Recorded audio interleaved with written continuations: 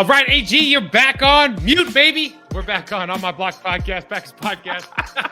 Yes, I We're gonna am get this on one mute. here, man. I'm your host. I'm your co-host, Michael, along with Packers all-time leading rusher, Ahman Green. He's back off mute. How you doing, brother? Yeah, I gotta remember that you put me on mute when it switches to the intro part of it. Hey, so, don't yeah. put this on me. Don't you put this on me. No, don't you I'm do that not. to me, Ricky Bobby.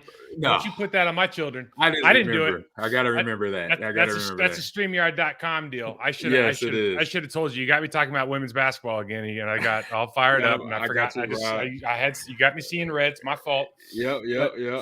We gotta give props to men's and women's basketball tournament right now. You can get all your betting needs fulfilled at betonline.ag. BetOnline remains your number one source for all your college basketball betting this season. Get your analysis of every play, prop, and point at BetOnline. You'll find the latest odds, bracket contests, team matchups, and game trends at BetOnline. Updated odds from everything from live games, the conference championships, right through to the Final Four and the championship game. So BetOnline is your college basketball headquarters this season. Head to the website today or use your mobile device to sign up and receive your 50% welcome bonus on your first deposit.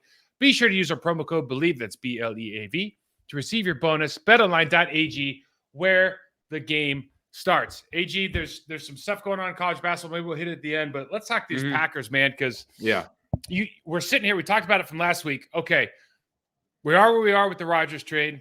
We're in limbo. Yep. There's a bunch of rumors coming out. We could talk about it a little bit, but we talked about what they've done so far. They added a long snapper and a backup safety / special teams player. That's it. We haven't improved from a draft perspective. We've lost a couple players. We re-signed Keyshawn Nixon, thank goodness. But what are we actually doing to improve this roster? And I know everyone's saying, well, we don't have that money in free agency. Dude, for everybody out there, please stop hitting me up on Twitter telling me we don't have any money. Because we have enough money to sign second and third tier free agents that are still contributors in this league for 1-year deals, 2-year deals. We saw it with Gardner Johnson signing a 1 year. There's 2 safeties this year, big time safeties. Exactly. Signing $8 million 1-year deals. Tight ends signing 1-year deals. Jalen Ramsey was floating around there before he Jalen Ramsey, yeah, there you go. So he was affordable. It's possible. AG, why are we not doing anything?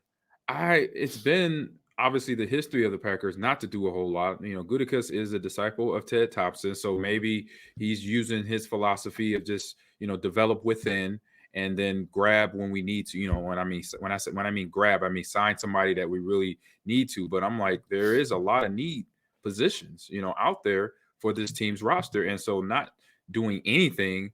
And the market right now is getting dry in terms of players that are going to be really quality players that you really want on your roster. So you got to, if they were going to pull a trigger and nail somebody right now, they should have did it like 2 weeks ago, basically, because right now it's going to be it's going to be even lesser tier players that are not as the quality as they should to be a starter. It'll be more backup players than coming in right in on as a starter right away.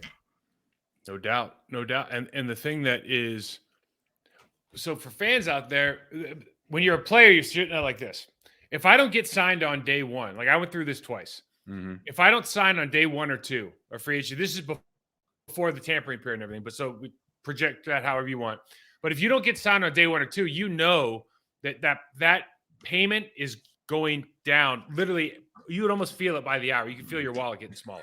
You know what I'm saying? Because the teams that are going to spend money are spending money. And now they'll let everything settle after a week, and you'll have the second wave of guys. But we're not experiencing anything. I don't even know if they've had visits. Like, we don't really know. But, AG, I'm going to run some names by you because there's positions of need that we've talked about. We don't know when Sean Aguirre's coming back. We need another rush edge, run game defensive player on the edge. So it could be a backup guy. It could be a pass rush specialist. It could be a situational specialist, right? We don't need a starter.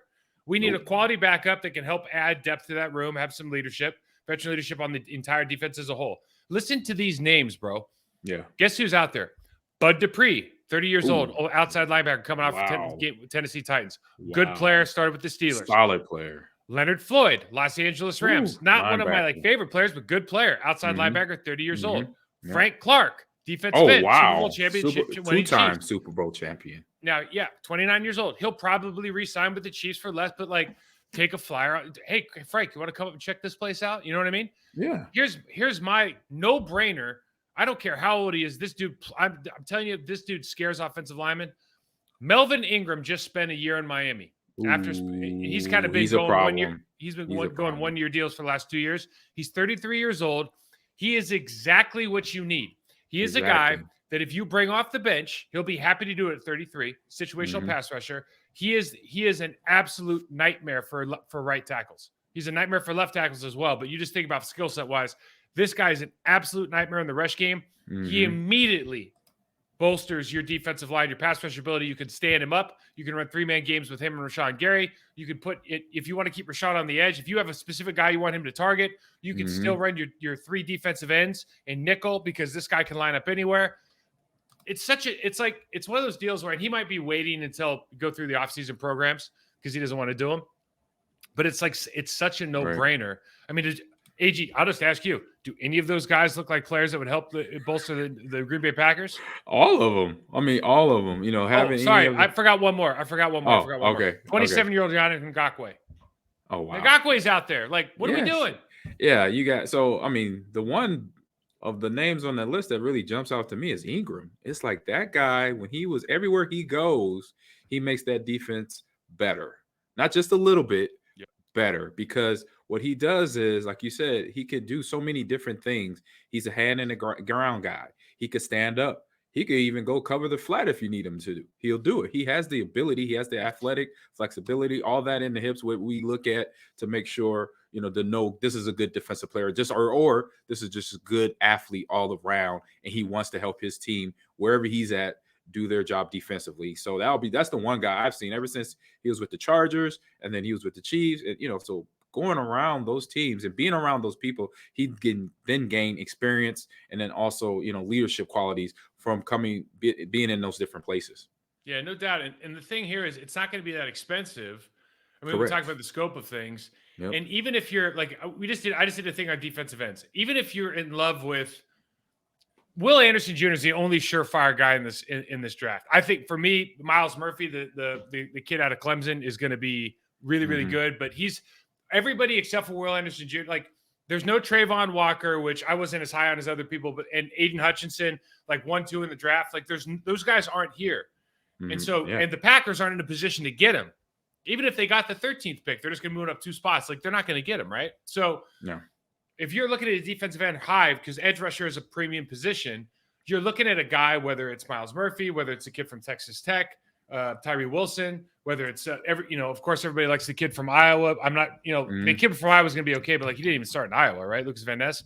Right. So all those guys are projects, right? I just call him Mini Campman because he looks like Aaron Campman to me.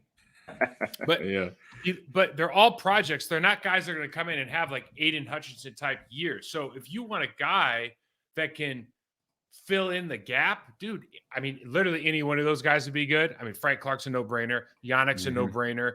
Melvin Ingram's to me, Melvin Ingram's like, I would love to have him on my football team if I was still playing. So I got more guys for in some other positions. So we look at center, we look at possibly right tackle. Like we need that's a necessity. Maybe another other guy. And I'm not saying again, I'm not giving up on Josh Myers, but no, these are guys who, like you said, be backups.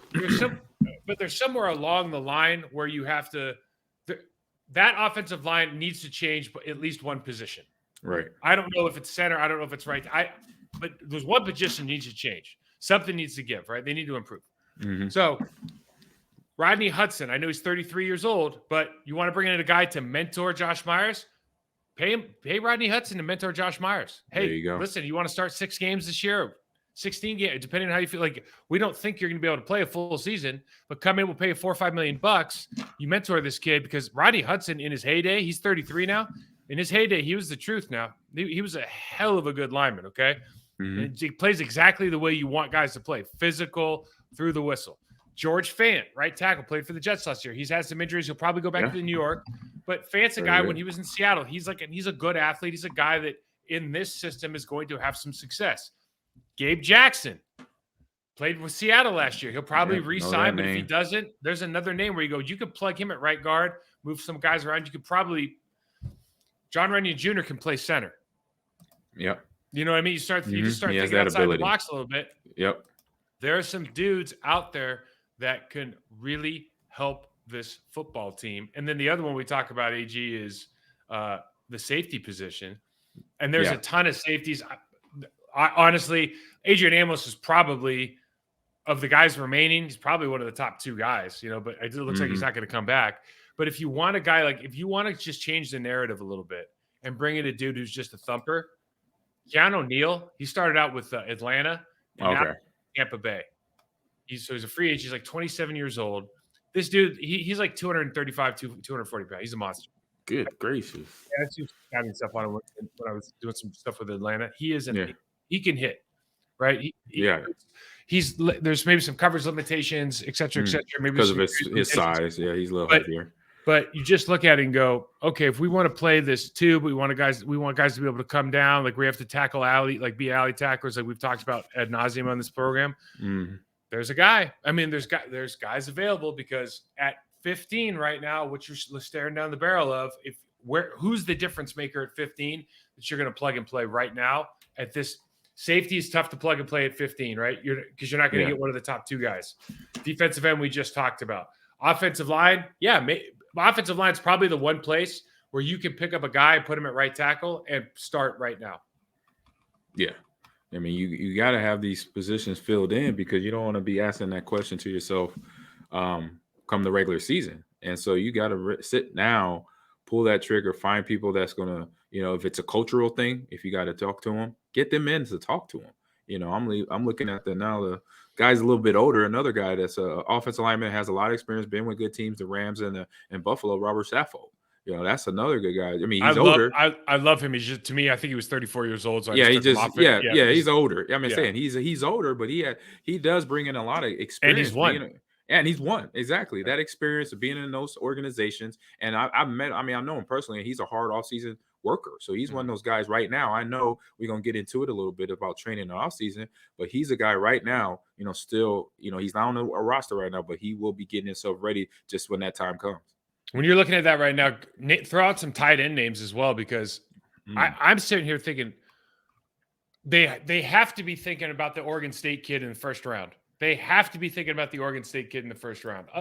Otherwise, I really have no idea who's going to play tight end for this football team. No, they got I say guys that that are available. You got Cameron Brate, Jeff Swain. I mean, Jeff Swain, Dan Arnold, Mercedes is still. Yeah, he's still there. Yeah, there's no guys out there where you're like, man, I'm gonna build my Irv Smith Jr. and he's young. Yeah, so Irv might be the best guy out there, but I'm not going to build the room around any of those guys. Like, so correct. He's going to be that's going to have to be the draft pick, and now you're thinking, we didn't even talk about maybe the most important position in the room. If Aaron Rodgers is gone, who's your backup quarterback? Right now they're sitting Carson Wentz, Matt Ryan, Teddy Bridgewater. Those are 3 names of guys that are out there.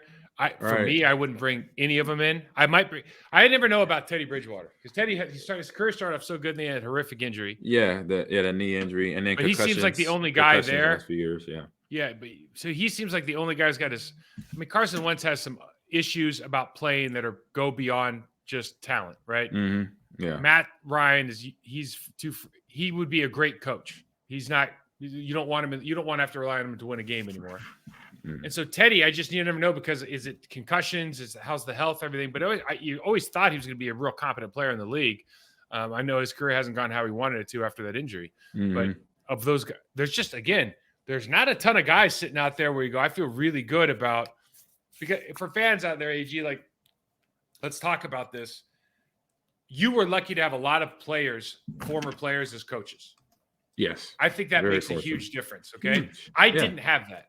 Right. And so you have to look players. You learn more from other players than you ever are going to learn from a coach all day. So if you don't have these guys, especially if you're young, you've never quarterback position, like if you're tight end position, center, if you're young and you don't have that guy, dude, it's a really, really hard road to plow from learning the intricacies of your game, unless you got that player coach, which you had.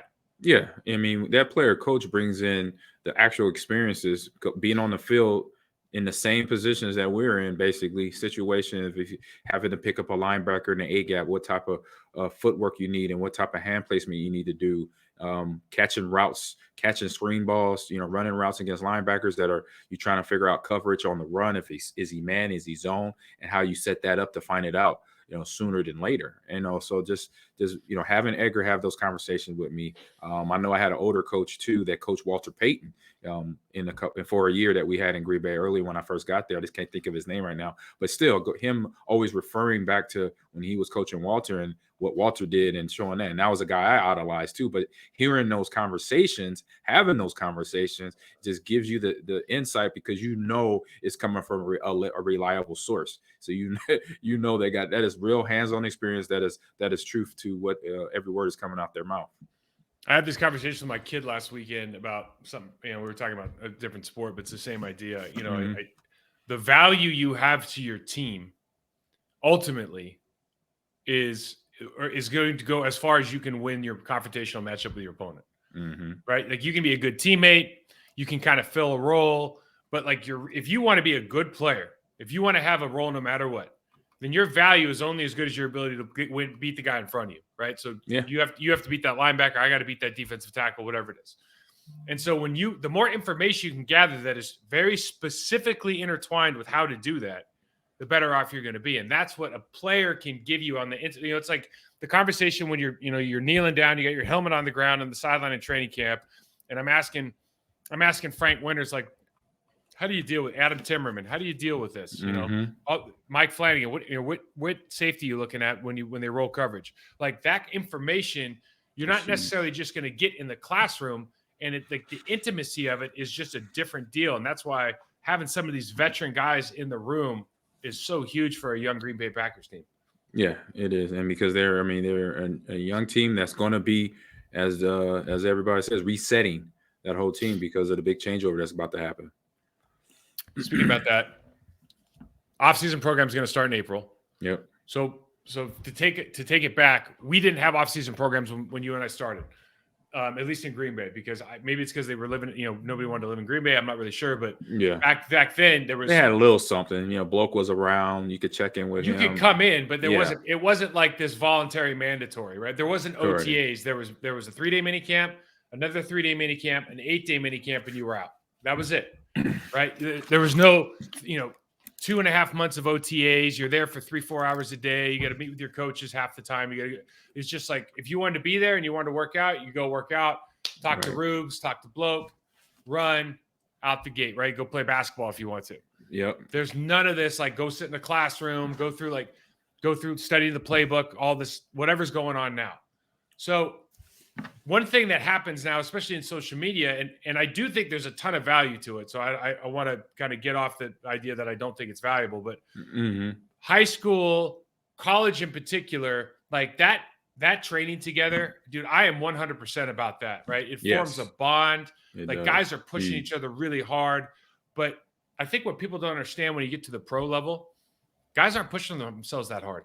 A lot of guys aren't. Yeah. And like the difference between, like, if I went back to the Naval Academy and we had to go through Phil Emery's off-season training, and then you did anything that goes in the National Football League, I'm just talking from an intensity standpoint and what you're putting into it. And like the fact they have puke buckets next to the squat racks, like that's the life that you're living in college. Yep. That's not the life you're living here. So a lot of guys, like we talked about last year, KJ Osborne, go down to the House Athlete, and they want to train with guys that are going to train at that intensity level all the time because they know that's how they're going to get a leg up on the competition. Exactly. But all these teams want their players at the facility. So, like, how do you navigate that? And it does, as you go into that as, as a rookie, as a veteran, as a star, as a role player, what do you do? I say like now, I say now what you do, you got to realize one or two things. If you're a high round draft pick, you got to look at, okay, yeah, I got drafted first, second round, and I played a lot this year, or I was, even though I wasn't a starter, or if I was a starter, you got to look at going into your offseason and say this to yourself, okay, where do I want to be next year? Do I want to be, if I wasn't starting, do I want to be the guy? You got to ask yourself that. And basically the answer should be yes. So then you got to look at what's going to be the best scenario for me to become that person, because I already knew what I, did before the draft, training, for the combine. If it was, most of my years before that was training with my teammates in college, was that it? And then realized that was it, because that got me better. And that's what I remember working out here in the summers in Nebraska, I pretty much try to simulate that where I was doing my combine training out in California, but doing it with multiple people there. And then every offseason, once I got drafted, that's what I was always trying to get back to that feeling of being around a bunch of guys. I came back to Nebraska a few times in the offseason. And then once I got to Green Bay, I just was doing it on my own, but I was trying to push myself, but it's still that one element missing, not having guys around me all the time, that I knew that were like pushing ourselves to that higher level, basically. It's hard. It's hard. It's really hard because there's a lot of pressure, and like the narrative. I mean, listen, the narrative makes sense from the team perspective. They're like, hey man, like we pay your salary. We want, you're a member of this team. Mm-hmm. This is, so you can go into like, oh, it's about team buying. It's about team. And I'm here to say like, it's really not, because if it's about that, then, like, for example, I think Jordan Love is sending, or all these guys are going to go work out with Jordan Love in California. I find there's a much more, that's much more valuable than them going and having to work out under the guise of the coaching staff and being they're away from the facility. They're in their own element. They can be themselves. They can talk things through. They can have some nuances ironed out, right? Without any interaction with anybody else. I think that is super valuable. They're committed to it. I love that, right? That's what we used to do. There was a handful of us in Vegas, different teams. We would be working out, training with each other, training against each other, doing one-on-one reps, all off season. And like, I've never gotten more out of off seasons than when I went away, learned something new from somebody else, worked extremely hard, had a good training partner, but also had these other guys coming in and out, young people, fresh blood, people working hard, that environment, college environment, going after it. You can get so much out of that because, again, we always talk about like, what is the human capacity? What is our ceiling? Yep. And to your point, what you really have to ask yourself is, am I giving myself the opportunity to be the best version of me, to get better? Right. Yep. And this is a hard statement. And a lot of GMs would be pissed at me for saying this, but if that answer is not at the facility, then you got to go find out where it is. Exactly. And there's a handful of places that might be that way, but for the places that aren't, man, if it's not there, because if you're not good enough, they're going to find a new you. Oh yeah. Right. So you got to make sure that you're the best version of you, and you can deal with all the other stuff, however you have to, but you got to show up in training camp, not in off season. You don't win a job in the off season. No. You got to show up in training camp in the best version of yourself. Yeah, you got to be ready to go, hitting on all cylinders. I remember I went to a bunch of every offseason I'd go to a different place for a week at least, right? And I'd try something new. Right. And I remember, dude, I just was my what did you do? Well, my first year in Carolina, after the first year, like Trina is pregnant. And we bring in this kid, Evan Mathis, he's from Alabama. Yeah. And Evan turned out to be an all-pro, but he had like a career that kind of he was like a journeyman for like 6 years, and then he got into the right coach. He found the right team and the right coach. Correct. That embraced what he was, and he was two-time all-pro. Like, he was an amazing career, right? Yeah. But he came in and like this dude was he was the most freakish athlete I've ever seen. And this is when I was like as strong as I've ever been, right? Right. And so we're lifting. I think I met him too. I think I met him once. We start lifting together and everything, and he swears by this dude Chad Ike out in Arizona. Right. So I'm like, after this year, and like I'm all pro that year. The year's good for me, right? Yeah. And I'm like, dude, where did you train last year? And so I go out to this place, and this dude's got like Adrian Wilson's in there jumping over 60-inch boxes. Oh, the big safety. Yeah, I remember Adrian. And I'm telling you, he's got guys from all over the country training, and it was one of those environments, man. You just like you walked in and you immediately like got goosebumps because you just started recognizing guys just grinding out, but they're all pros in there, man. That's so much fun. I would have loved that. It's so much. It's such a cool experience. Like, even if you take that down to the high school level, like if you're in high school and you're training with your team and you can go find a gym or some facility that's got like dudes from other high schools training. Like it doesn't matter what level you're at. Like you want to go kind of see what everybody else is doing. And like, man, I'm going to top that. I can work harder than those guys. Like I can test myself against these different people because you see the same thing every week. Like sometimes you get numb. Yep. Yeah, that's a good environment. As they say, iron sharpens iron, pretty much in that world. The other big thing about this offseason, brother, is we got this Aaron Rodgers deal. Yeah, and it appears we've kind of talked about all over, but it appears one would think that the draft is kind of a soft deadline, right? Because the sources are out now saying the Packers want a first round pick plus some other stuff. Yes, and the Jets aren't willing to do that, and so we're all assuming 2023 first round pick, 13th pick in the draft is what they're asking for. But that draft deadline. Like what happens? It's like in a month, right?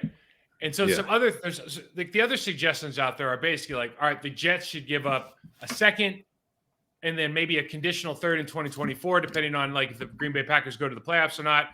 Now you start looking at Brett's old deal, and Brett's old deal was a fourth, but it could go up to a second or a first if like they went deep into the playoffs. You see what I mean? So you can start, but it's all kind of pushed to the next season. Because like the Jets still need draft picks this year. It's not like the Jets are complete, like offensive line, for example. They need draft picks, right? Give up some of your talent. There's a bunch of guys. There's a bunch of young players. We brought up Jackson last year, or the kid from Florida State, the defensive end, the first round pick last year. There's a kid that, hey, let's second round pick in that kid. You get Aaron Rodgers. Like to me, thank you very much. Done deal, right? But once they hit AG, let's say they go to the draft and there's not a deal done. Who's got the leverage then? Like, what do you do now? Ooh, man, who has the leverage then? I don't think it's a scenario that's gone down like this yet. I mean, probably. I think back to like, I remember, was it Eli? He got drafted, but he didn't want to play for what was it? Chargers, and so that's how he got to the Giants, stuff like that. His dad told him. His dad told him. It was his dad. His dad was involved in that. So it just.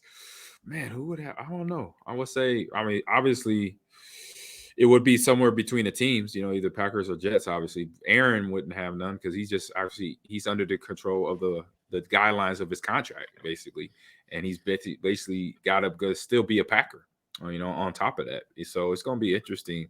Do you think Aaron Rodgers, AG? He's got some sort of, I don't know if it's like official right of first refusal, but if Aaron Rodgers, if they say, hey, you're going to the Patriots, or let's pick a worse team. Let's say you're going to the Bucks. Yeah. And he goes, no, I'm not.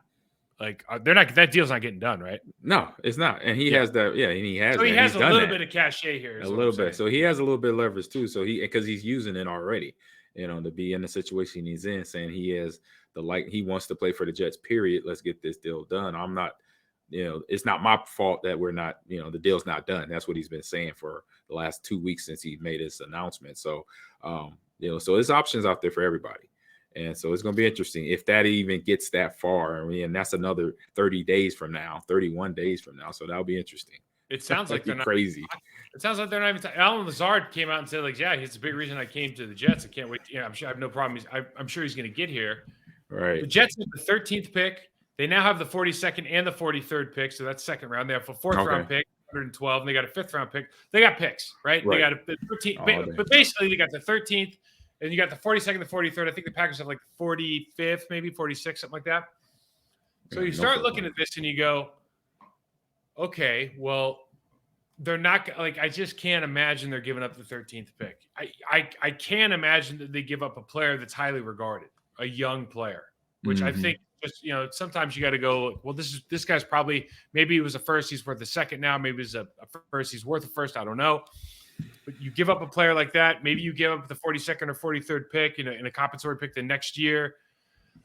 You feel like this deal has to get done. I just wonder on draft day, the Packers are sitting at 15th. Their cupboard is bare. They've brought in nobody. They have way too many needs to fill given what they have for draft capital. Do you think and they can trade for these players? Like, do you think something happens, or is it just, again, to me, the leverage goes back to the Jets now because you go, well, that ship sailed. What are you going to do now? Yeah, exactly. I don't think they're going to do anything. I believe they're doing what they're doing, nothing. And Mhm. the draft is not going to change anything. And the only thing that happens, will potentially happen, is the Jets say, all right, we'll take this, on from their point of view, just to get it done, to make sure they get Aaron. But I don't see Robert Saleh. I mean, his GM, I don't know, but Robert Saleh is not that guy. He's not going to just let somebody see him sweat. He's not intimidated. He's gonna, hold to his guard. He said, I think he made a comment, we're not in a hurry, to Yeah. make this deal happen. So in that sentiment, as a Packer organization, it's like, or Gutekunst and them crew making their decision, it's like, man, he'll just let this thing draw out in terms of from Robert Saleh's comments and his point of view. He's like, It's I'm in it's no rush. it seems like it's this. I don't think it's a saw. I don't even think it's a Joe Douglas deal. Like I think it's a Woody Johnson thing. Thinking like, what am I going to do with this fan base if we don't get Aaron? True. And maybe he blinks. But again, again, soft deadline. It doesn't to me. What are the Packers going to say? I guess we're not going to do a deal. Okay, well, what are you going to do now? Yeah, they ain't got no quarterback. No quarterback that wants to play. Well, the guy that they want to play doesn't want to play. He will not play. And so you still got to go with Love, Mm-hmm. and whoever you pick up, if you pick up anybody other than who they have in as a backup right now. So that's what the whole hurry up and wait and see is Here's that who they pick up at the quarterback position. Here's a really stupid thing for me to even say, but like what do the Jets do with Zach Wilson? I mean, Oh my goodness! I mean, do they trade him? I mean, I wouldn't you try can't to get trade him. You can't trade him to Green Bay because he's probably more talented than Jordan Love, right? Like he's going to have these moments in practice. probably. He's Yeah, going to have these probably. moments in practice where guys are like, "Wait a second, this dude's unbelievable." You know what I mean? Yeah, you just gotta talk. Like you gotta find out what's in his head, like what's going on in his head, Yeah. because seeing him as a young player, he's acting like that off the field and even on the field. In press conference interview, when he made that comment that literally pissed every player off, even former players, about not caring about what the defense does or whatever he made a comment of. He has some learning. He's going through learning pains, basically growing pains, basically, and he's learning the hard way. Physically, does he have the talent to do why he got drafted? Yes, he does, but his mental has to get right. I say any player like that with the abilities that he has, because we all seen him play decent and pretty good, but his mental has to get where it's a professional, where he has to understand from the things he says to how he prepares for a game. All that has to be a certain standard, and put it out and do it every day. It has to be consistent, and not just because he's a first round pick and he's doing all the other stuff off the field with lifestyle and all that. That's where you got to fix that up first. And that's where, if I'm a player, if he comes to the Packers, I'm a veteran, but hey, bro, we got to get your ship cleaned up, because right now it's not.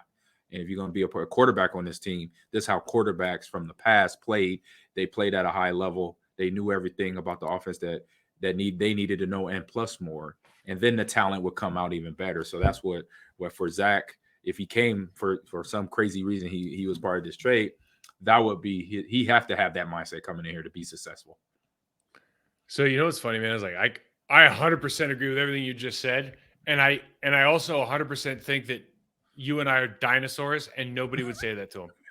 You know what I mean? I just don't think that's how it is in this new reality. I think it'd be like, we're gonna bring him in, we're gonna love him, we're gonna, it's everything. No, and then they'll hold us. There's no hard like, hey man, sit down. We're gonna have a tough love discussion right now. Exactly. And then after that, it's all good. Like I just don't know if that happens anymore. I hope Right. I want to believe it does, but I just don't know. Me too. I want to believe it does. I say if Mercedes Lewis is back on the team, it's going to happen. That's we true. know that's going to 100% happen, but we don't know if he's going to be back. So you got to have leaders like that. Even if they're young, they're there. You just got to find them. Hopefully you have them. But there's players that I've met. I mean, we know one, KJ Osborne. He's that guy. These players out there that have the same mindset as us, that means they were either raised or trained, from a football standpoint, to have that type of mindset. Hey, man, you're only going to get what you get if you put the work in, basically. And when we see a young player say that, where you see very few, far between right now. But when you see it, that's the guy that has to be upfront in terms of talking to when new players come into the locker room. If it's drafted or free agency, to say, hey, man, this is how we do things, here at this team. And if you got a problem with that, let's talk about it. How we going to fix that? I mean, I remember when Charles Woodson came in, and between myself and Rob Davis sitting him. I know Rob Davis set him down like face to face. I would tease him on the field a little bit just about, because we were the same draft class, and I understood where he had come from being at Oakland. It wasn't quite the quality of team, and I say culture that we were at that time. And so I would tease Chuck. I would say I would call him Chuck, Mom. He hated that. I forgot. But I would call Charles, mess with him because I was getting at him to make sure I knock off these layers to understand that, look, we're all the same here. We all got to put in work. We got to do certain things to help our unit work. I have to do this for a running back to make my offensive side work. You're going to have to do the same for the defense. That means if you got to do something you may not want to do, you got to commit to it and not complain about it and stuff like that. And I remember Rob Davis telling me he sat him down and had those conversations, in the years to come after that. And that's eventually where he led to himself to be the defensive player of the year. I remember I was up there with Tauscher, I think, after like a game. And he just playing Detroit, and he picked off a pass and he scored an interception touchdown. And Tauscher told me something. I forgot exactly what he said, but he said something to the effect was, he's one of the few guys I've ever been around that he's so good you can't consider him arrogant. That's the best compliment I've ever heard. He's like, he's so good, he's not even arrogant. He's and Tauscher's a smart guy, so yeah, that's a when good he says comment. when he says he's like the best, he's like he is. It's pretty simple. Like it's a pretty simple deal. All right, man. Let's do some get off my lawn today because we got some good ones here. I see it. Okay, the first one. Listen, your guy. This is funny right here. Your favorite player in the whole world, LeBron James. No, MJ comes back. Yeah, I know it's MJ. He comes back, and it's just not enough, right? Because they didn't win the game. They lost the game. So then it's like, how'd you come back? And blah blah blah. And he said, well, I was supposed to have surgeries, and I'm the fastest healer that said they've ever seen. And he called the LeBron James. He called the foot doctor, the LeBron James of feet. You got to be a special kind of arrogant to start comparing other professions by a standard that you have decided that you've set for your profession. That is awesome. Now, my son did say this today. He goes, I get what you're saying, but if Conor McGregor said that, you'd think it was hilarious. And I said, you know what, you're right. Because I feel like Conor's. I think fighters are doing a shtick. I think it's like Floyd Mayweather, Conor. I think they're constantly. It's like a shtick. I'm sure LeBron is like playing chess, but I'm thinking he's playing checkers. But I don't think I don't think what he does is a shtick. I think he's just like dead ass serious. No, he's dead ass serious. I believe that. And also, we're in a culture now, the young generation that is the famous generation. I say the young of the famous of the young, or whatever I get it. You get what I'm saying. Yeah. You go to any industry and have somebody at LeBron's age or down that is very successful at what they're doing. They're real easy to say certain things like greatest, like GOAT, the best, or giving themselves like, I love Lil Wayne. Back in 2007, when he was just getting started, he called himself the greatest rapper alive. And I'm like, no, man, you can't do that. Because the rule is you earn it from your peers. Somebody else has to say it. Somebody else has to say it. And so kids today, even some of the kids I'm experiencing here and starting to meet for the first time, and even kids back at my other university, they would say things. And I'm like, you can't do that.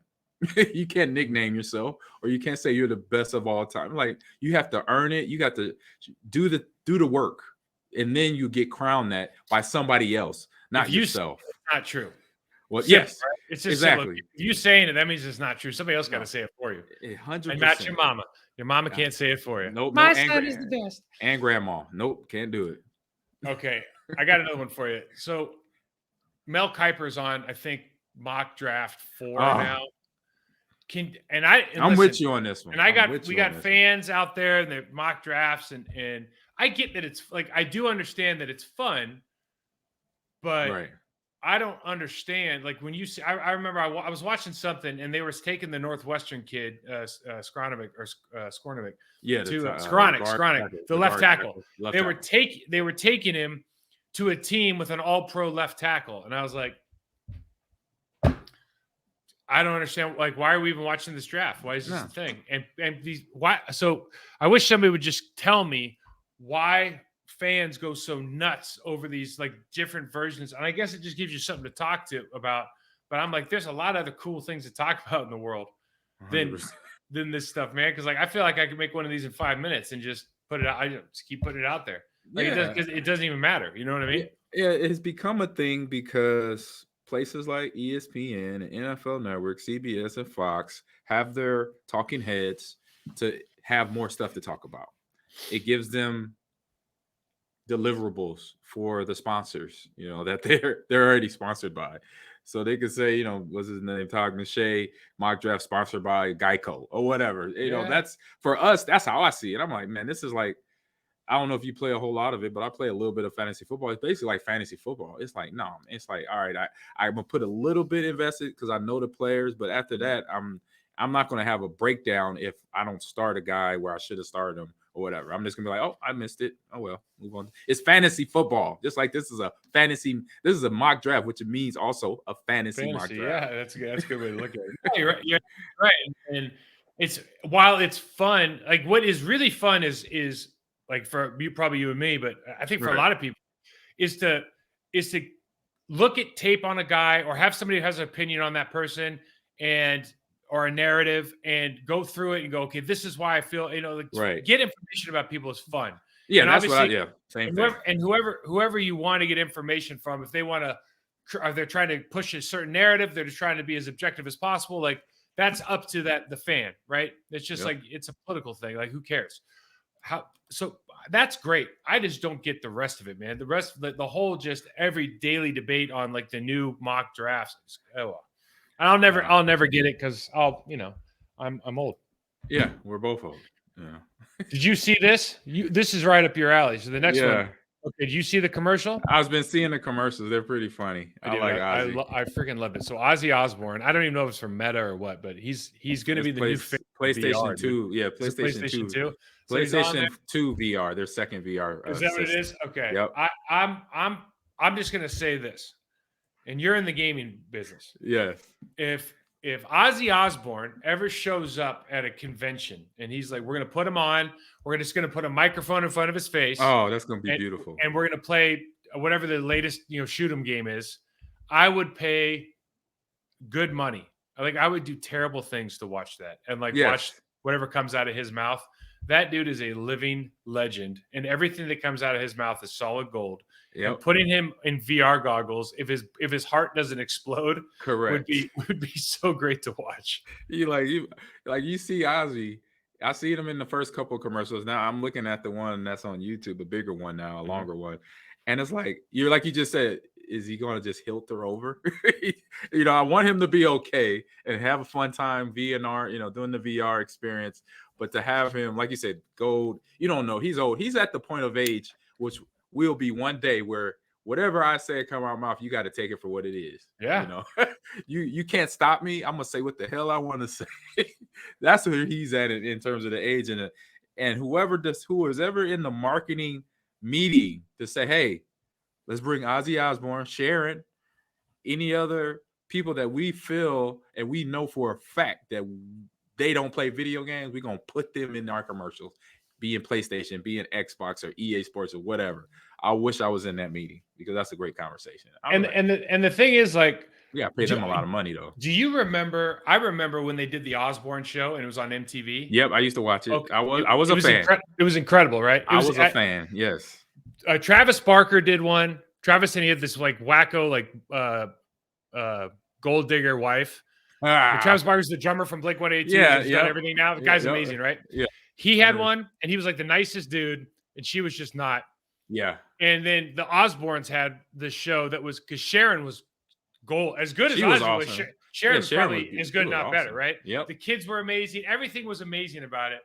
But I don't know how these people I don't know how kids if I saw that. If I was like my son's age, I mean, my son don't know because I like Ozzy Osbourne, but how do the kids even know who the hell he is? And then you just I was like, oh, just some old guy who talks funny when he's hilarious. You know what I mean? Yeah. He drops gems. He could say stuff, and you just kind of like, what did he say? You might, if you understand him, with his thick, still drunk accent. You don't know. It's like constantly inebriated. He was constantly under some sort of chemical. Yes, And response. well, he was a rocker. He was an old school, 60, started in the 60s, all through the 70s, early 80s. And now it's transitioned because of MTV into another generation of super fans. So the story of Black Sabbath, if anybody wants to go watch documentaries, there's a documentary on Black Sabbath that you're just going like, I mean, you I can can't imagine. really, I'll watch yeah, you that. can't, you I just like can't, docs. I yeah, like you docs. can't even believe that you go, and he's still alive. Like there's just no Oh way. yeah. I mean, that's anybody that's a rock star from that time. Any group, you be like, how are they still moving? Like, how are they still thinking, functioning, breathing? Because I just seeing stuff, reenactments, movies of other stuff like Spinal Tap, watching movies like that, kind of That's amazing. you see movies like that, and you're just like, oh my goodness, okay. Did you see John Wick 4, by the way? Not yet. I'm going to. I started to Amazing. go last night. But I was a little tired, so I was It's amazing. I won't. Yeah. We'll talk about it next week. It's amazing though. 100%. I got one more for you, and this is kind of this is an interesting conversation. I think that's going to happen the next couple of years. So, in my opinion, the transfer portal, NIL. Yeah. You look at the men's Final Four. I don't follow women's basketball. I apologize for viewers who do. I just don't know who's playing. I just know the Iowa girl dropped 40 last night. Right. The Iowa woman dropped 40 last night. Excuse me. Yeah. But if you look at the Final Four men's basketball, Florida Atlantic, first timers. San Diego State, first timers. Mm-hmm. Miami. UConn's the only, I guess you would call blue blood program. They're a 4th seed. Okay. This is, for me, this sounds like a complete result of transfer portal. Like San Diego State, all their kids are transfer portal kids. Yeah, I didn't even think about it until I read this. And I'm like, you know what? That's right. I just realizing that. Yeah.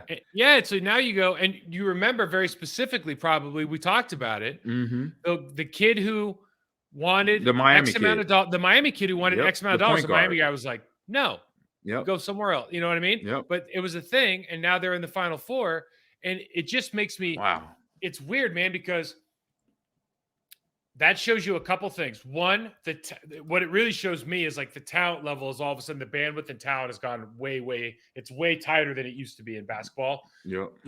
Because all these kids are leaving so early. They're getting the 1 year, the best kids are one and done. Mm-hmm. But to me, this is absolutely bananas that you can have that many lower seed teams or not blue blood teams because when I look at college football, because my immediate thing was like, oh, I wonder if this is going to happen to college football. Right. And I'm sitting here and thinking about it right now as we say it. It's almost the opposite, right? Where we kind of think that NIL transfer portal is going to consolidate all the best players on Alabama, Georgia. Like, you know what I'm saying? Mm-hmm. So do you think this could happen? Do you think we could actually, let's just call this flattening the curve in college football because of it makes sense. Transfer portal, NIL. You're at Nebraska now. Like, do you see anything like that suggests this might be the change coming? I say a little change. I say for teams like Alabama, I think they could still stay above water because of the talent they have, regardless of who takes, what player goes to, what other university to play and start. So I think right now they have the talent. They're going to still stay above water in terms of winning games. But when I got here on campus about 2 months ago now, I, went and did some research on, we have 5 collectives, that's what they're called around the nation, collectives. So it's boost, and you know what they are. It's the booster groups that created, a legal name and now basically has a bank account to throw money at players. And I'm looking through these collectives and I'm looking at players from like small schools, in Texas, just small schools, they got 6-figure NIL deals. I saw one old lineman, he had a $600,000 NIL deal. And I'm like, what? I'm like, wow. I'm like, he's if he does right, be smart with his money, he's good. He can put that away right now and being 19, 21 years old, anywhere in that age was like, I'm just seeing they're looking at the levels of NILs they're getting. And I just, of course, devil's advocate, I'm like, man, if I was out right now, what would I be getting as an all-American, all-state, coming to my school, my state university school, NIL? It might be $1 million, if not more. I'm like, this is crazy. I told Maddox this Crazy. morning, we're training this morning, and I said, look, man, this NIL deal this NIL thing, because soccer players aren't like soccer players don't traditionally from other countries. They don't go to university. They don't go to college. Right. They go straight to the training ground clubs, right? Yeah, Like at the lower level. They go from their academy to the pro team. Exactly. The academy. That's what it is. They don't have that. They don't have that middleman. Right. So the U.S. is still trying to push college soccer. So the women's side's a little bit easier, although there's a lot of I know. Right. Listen to this. I know a 15-year-old that just signed a pro contract, which is insane. For the women, for the ladies? Barcenas family, congratulations, unbelievable. San Diego Waves. Right. So, but they're doing it a little more. But traditionally, U.S. kids go through the college system.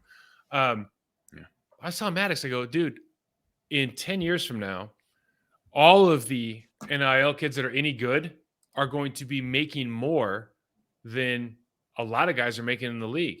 True. Like in these different sports, and certainly more than like our generation made, at least on your first contract. I mean, it's not even close. Mm. You know what I'm saying? Yeah, it's going to be that. I mean, I think some kids are already probably doing that. I mean, make it. No, I'm just talking about, you look about across the swath of the entire country, though. There's a handful. The quarterback for Texas was making $1 million when he was still in high school, right? That's why I had to leave. So, Gotcha. so like the two girls from Oregon are making. They just did like an NIL ranking. There's a player maybe from UConn that is like the highest paid guys making over $1 million. Then the two girls from Oregon, they're twins. I think they're either still, they were in the tournament. They're making $800,000 plus each off of NIL money because they do a bunch of stuff together, and so it's not just like it's expanding from men's football to men's basketball. Women's basketball is that's $800,000, no joke now. Yeah. Okay. There's a girl, she's an LSU gymnast. I think she's like the highest paid. She might be the highest paid college athlete now with NIL money because she's got like 4 gazillion followers on Instagram or something. Yeah. So it's not just college football. And it's all sports. Yeah. It makes you wonder, bro, like I hope that it's an incentive for kids to stay in college longer, to be honest with you. Yeah. And I mean, about it, Yeah. When you think about it, they do it right. Get your degree. You have extra, you have yourself in a security set point where you have that degree, you could get a job anywhere. You stay healthy, you get drafted in your sport, or you go to your Olympic sport and go pro overseas, but you still have that nest egg from your college years now that players can now play with more secure, they play more confident because they know they don't have to basically go out here and try to win the big game right now. I mean, they'll have that little security now, but they don't have to know that if they don't, there's nothing else for them because that's how it was for us. Yeah, but see that, so that's the thing. Here's the counter to that argument. The other side of the coin is, how can you be hungry if the table's always full? True. No. Right. I agree with that. So for the ones like that, those are the ones that they're gonna tell out because they're not gonna understand when they're not getting that money and when it stops if they don't go pro. And they're still trying to live in the state, live in the same town as their university. And because even former players, if you live in the area, you could still get a deal. That's happening with myself right now. So, but for those players that don't have that education or that mom, dad, or brother, sister, or whatever, uncle, coach that puts that in their head, say, look, kid, yeah, you're playing good now, but this could all end because of an injury or you do something dumb off the field or anything like that. Then all it could be taken away. So just be mindful and gotta get that education. So that's where I know some universities are actually doing between financial literacy and then teaching them the better way. Like this, yeah, you got this money, but still have that hunger to get better and at your sport, at your craft, and what you're an expert as you're learning here at whatever university you're at, basically. Easy to say, tough to do, certainly, right? And, exactly. And I wonder. So I would just take it this way and go, at what age is too young to give these kids money? That's the real question, right? Like, because now who's to say middle school, elementary, right? Yeah. Okay. Sophomore year in high school, you have an option. You can go pro or you can You can look down the barrel of I'm going to go to a tier 1 school and I'm going to get paid a lot of money. I'm a sophomore in high school. I'm 15. Like what do I do? You see what I mean? Yeah. Now it's like, because you're almost, and this is a very rare situation. I'm not saying a lot of kids aren't going to experience this, but you can see how this is going to go into, if it's already happened at the freshman level in college, then it's definitely going to be talked about at the junior and senior level in high school. Yeah. And so now we're making these decisions. It's just, man, there's so much to unpack, bro. It's it is. I mean, it's already being talked about for the middle school, elementary school level. I've talked to a group that reached out to me through an email about 3 months ago about developing this for kids like 12 and 11 and 10. They reached out to me to be like one of the coaches or something. And I was like, what is this? And I'm like, they said it had, in some of the readings, basically like how these players could get paid. And I'm like, we're talking about 8 to 12. I'm like, oh my goodness. And so, yeah, so it's already being talked about in the South. I know this group was out of Florida, so there are already groups talking about it. So we just exploit. We exploit, and we justify, don't we? Yeah, I mean, we really do. It's a $20 billion youth sports is a $20 billion industry annually in the United States of America. That's bigger than the NFL. The youth sports industry is bigger than the National Football League. Yeah. Right. And and I just saw something. I was on Instagram this weekend, and I saw a video of Kobe talking about AAU teams, basketball teams, exactly. And he said they're trash because of this. He said they just play a lot of games. They don't develop talent. They make the kids basically try to win at all costs mentality without developing their skills and their drive, their ability, and the weaknesses that they do have, because all players are not great players. But they're not getting developed by none of the coaches. None of the programs are doing that to help them. And I agree with that. I have a nephew now, great nephew actually, and he got a full ride to University of Chicago Loyola. And he is at home right now. He decided to drop out because he was an AAU kid. And I'm not saying it's not hold directly to that, but potentially it may be because he was traveling just as much as we were traveling. I mean, baseball, as basketball, a high school kid. Yes, exactly. And that was before he was in high school. He was doing this in 7th and 8th grade. So he had been doing it 5-6 years prior to him, where it was going to be required, in high school and in college.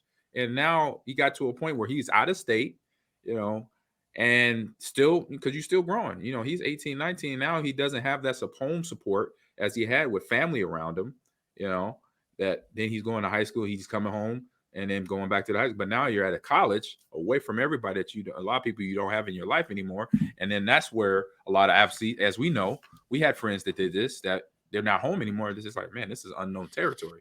I didn't think, being in the Navy is going to be like this. Or I didn't think it's being in Lincoln, Nebraska it's going to be like this. I want to go home, basically, mentality. So it's they don't have the tool set. They don't have the tool set, and they cripple. They don't know how to cope. That's why I started this process to perform. And that's why I started the company. I mean, that was literally it. I just saw kids. I saw kids going into the pros, and they get there and they don't have any help, and they're like, man, they didn't know how to help them. They didn't know how to solve their own problems. They don't even have a process. And that's what our generation has that. Like, I mean, between our parents, between coaches and teachers, the mental, and then watching the guys that got us excited, like watching the pros playing. When we see them do a post-game interview, or win the championship, you saw where the excitement was coming from. It was a team thing. They were, patting each other on the back and giving us each other high five. It wasn't just them on TikTok doing something. Not everybody pulled their phone out to capture the moment. Doing something individual. It's like, no, live in the present. You did this. You didn't do this by yourself. Right. You didn't win this championship by yourself. Don't think you did, but everybody else is going to tell you that's outside that little circle of your teammates to be like, oh yeah, you did that. You did no, and it's like, and we knew better. My two brothers nailed it in my head by the age of 6, knowing that I was wanted to be a running back. They said, you are nothing without your offensive lineman. Remember that now. And if you don't, we're gonna beat you up until you do, and that's what they did. So by the time I got to Green Bay, I already knew who was bread in my butter, or butter in my bread. Basically, it was you guys up front, and I'll never forget that. And we love butter and we love bread. That's for damn sure. Yes, you do. Good show, man. Tell everybody where they can find you, brother. Man, find me on Instagram and AG30 and Twitter, AG30, all one word. And my Gamers Lounge, Ahman Green's Gamers Lounge on TikTok, airing every Wednesday, 11 a.m. If not, jump on my social. Just make sure if I change the date, because sometimes it does do that. So, Mike, let everybody know where they can find you. MikeWall68 on Twitter, Process to Perform on Instagram. You can check this show out on our Process to Perform channel over on YouTube. Thank you to our sponsors again, BetOnline.ag. Check them out if you want to bet on the upcoming Final Four games. And all right, my man, have a good week. Everyone out there, Packers fans, thanks for